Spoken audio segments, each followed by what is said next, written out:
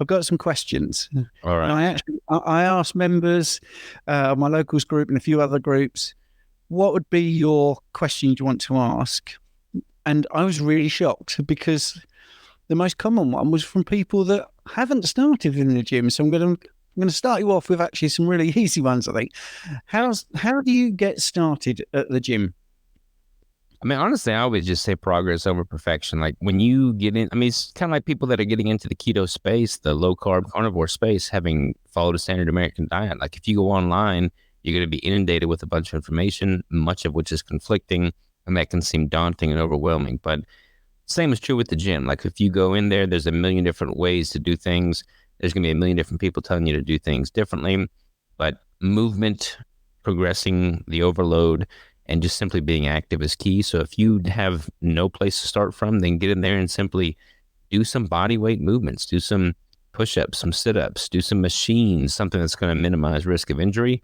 And then you can graduate to, compound lifts, free weights, and things of that nature afterwards. But don't overthink the training. Like I've always followed a very simple, basic training formula. And the equipment that I use is very, very primitive as well. Like you don't have to have all the bells and whistles to see results with training. Yeah, and I just want to echo that. My most popular training program has 8 exercises in it, Mhm. and it's designed for people that have no clue. They don't want to look like Arnie. They don't want to look like a bag of walnuts is in their shirt.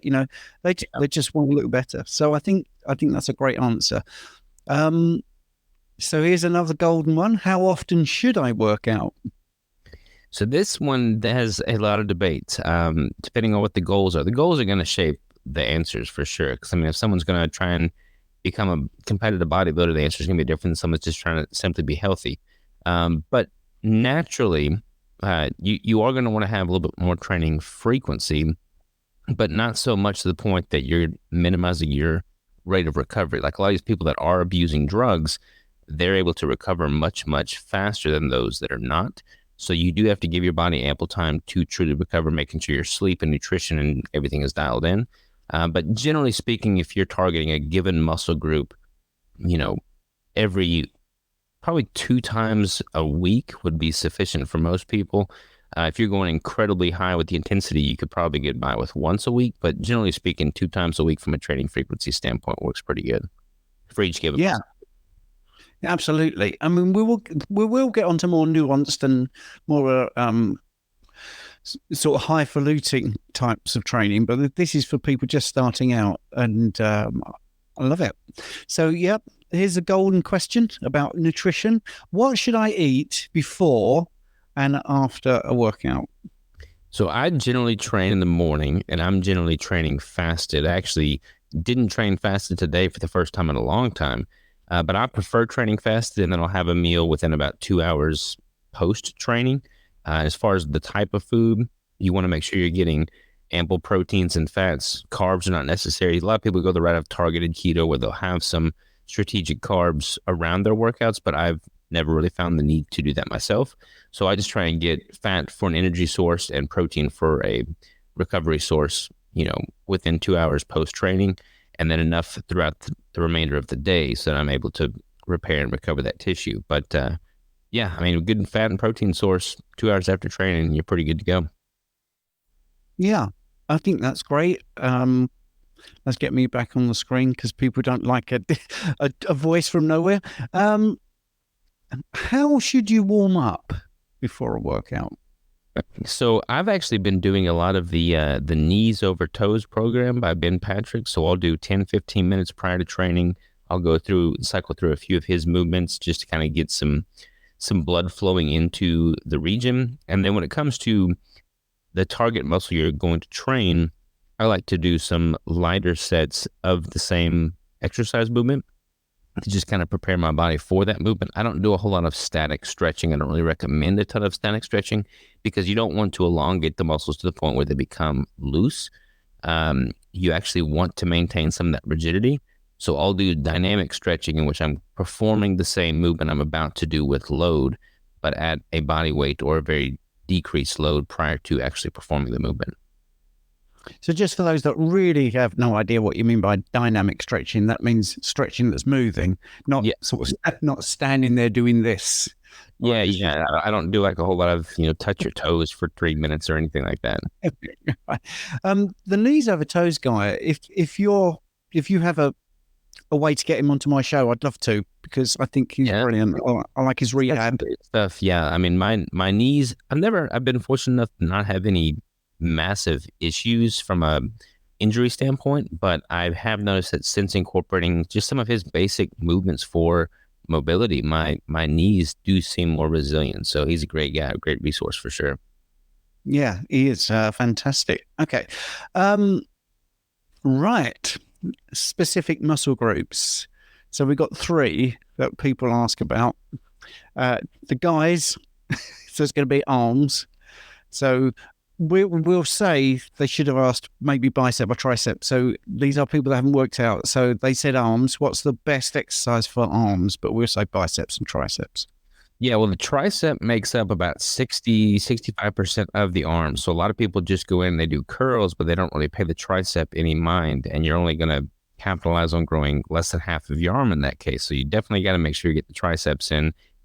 And with triceps, I really recommend movements that engage the long head of the tricep all the more. So doing something like a skull crusher is probably, like if I could pick one tricep movement, it'd probably be a skull crusher, like a dumbbell or cable skull crusher, which I'm getting full range of motion, targeting that long head and doing something of that nature.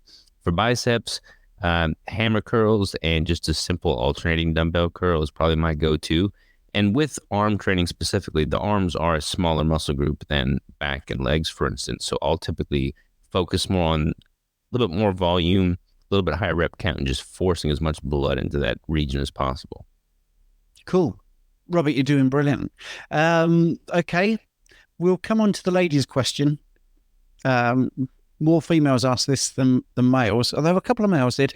Glutes. What's the best exercise for glutes? All right. So for the ladies, you're going to get that booty by not doing all the crazy booty movements that you see everybody doing online on Instagram with fancy bands and stuff like that. Like the key to a well-developed butt and derriere is to just simply do quality deep squats. Go full range of motion, ideally below parallel, go heavy, and just do squats like that. I mean, I've got a pretty impressive booty, I'm not going to lie, and it's because of the squats. And I don't do any of those fancy movements, just basic compound movements.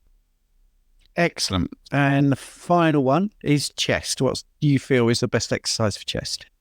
So my chest is my weak point. A lot of that's going to be genetic, but I always have the best luck with dumbbell movements over barbell. You're going to have more range of motion. You're going to get a deeper stretch.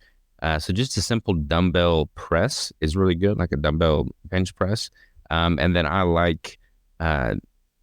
you've got like the incline presses, the decline presses. The decline presses are going to be really good for overall chest development.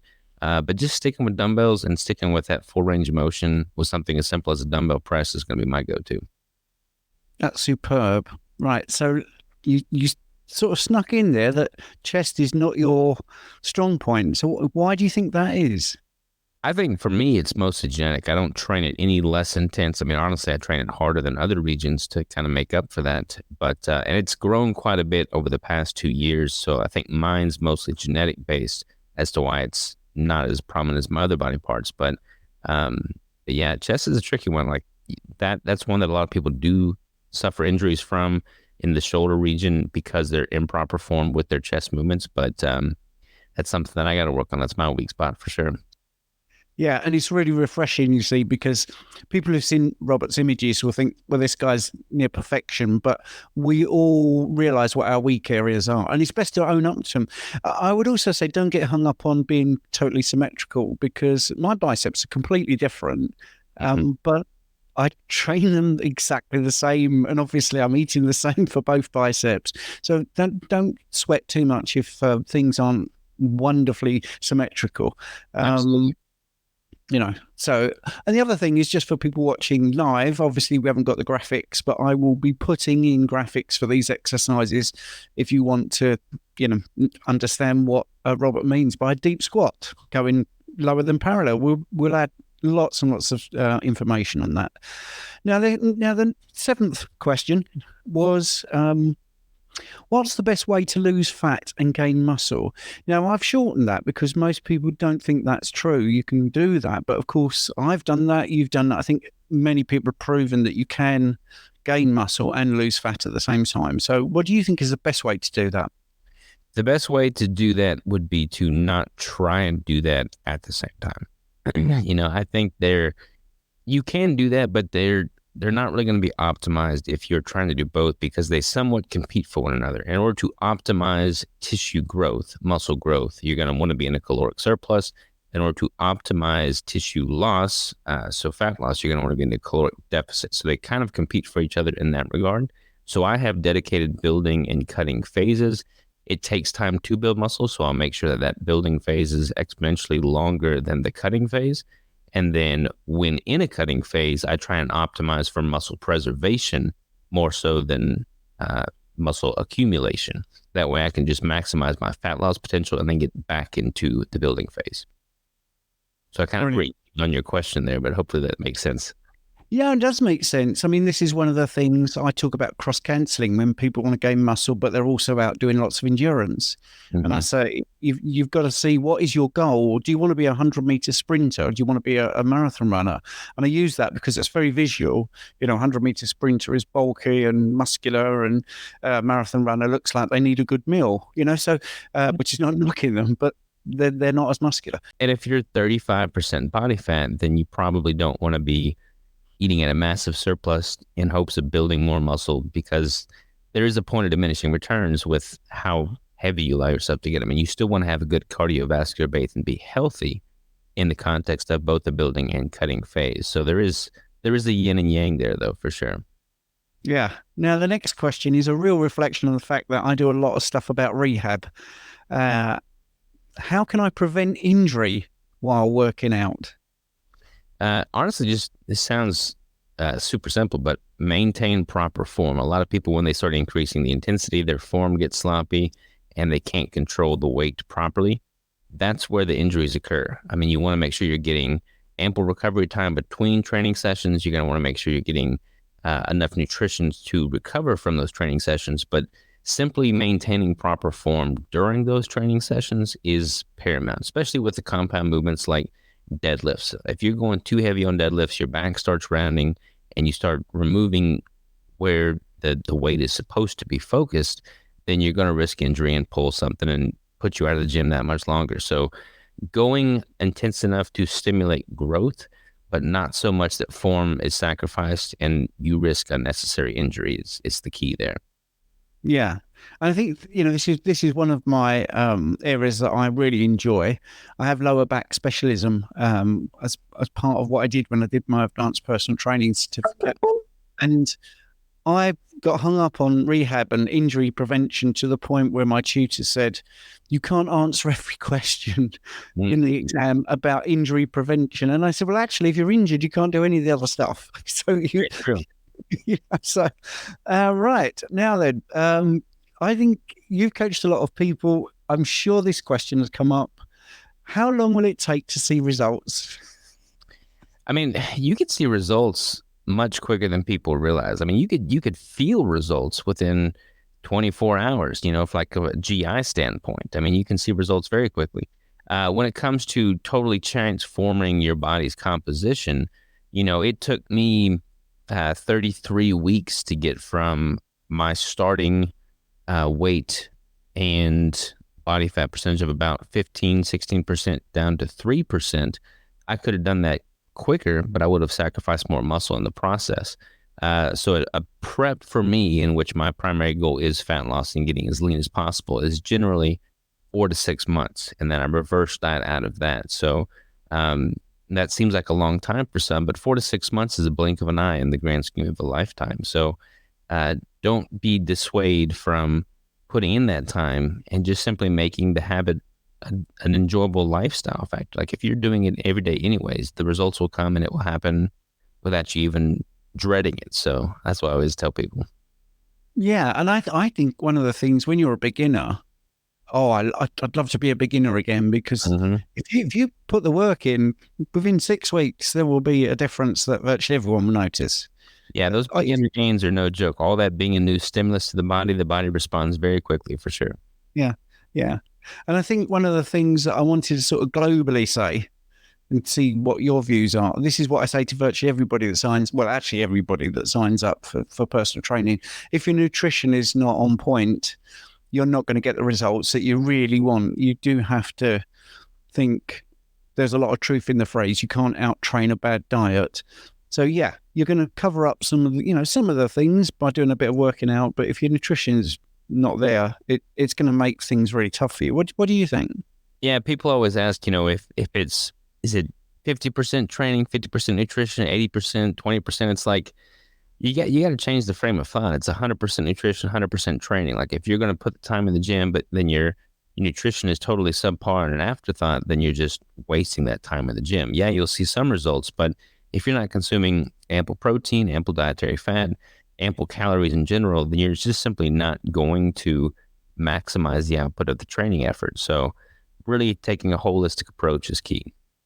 Yeah, and I think this is that you hit the nail on the head there with a little thing you snuck in, but undereating as well. People undereating is problematic. When I was contemplating doing an ultra marathon, I asked one of the people that had done many ultra marathons what sort of percentage was it with nutrition and training, and he said, "Well, actually, it's 90% in here, and the other 10%." That's in here. Instant shift. Right. Now, I mean, that's good. I've done my job there. I've covered the beginners. The other thing is I asked people that had been training for a long time what they would say and what they would ask. So this would be interesting because I think this is more where you're at because, most people that sign up with you, I think, sort of trained a bit already. If you enjoyed that, make sure you watch the follow-up video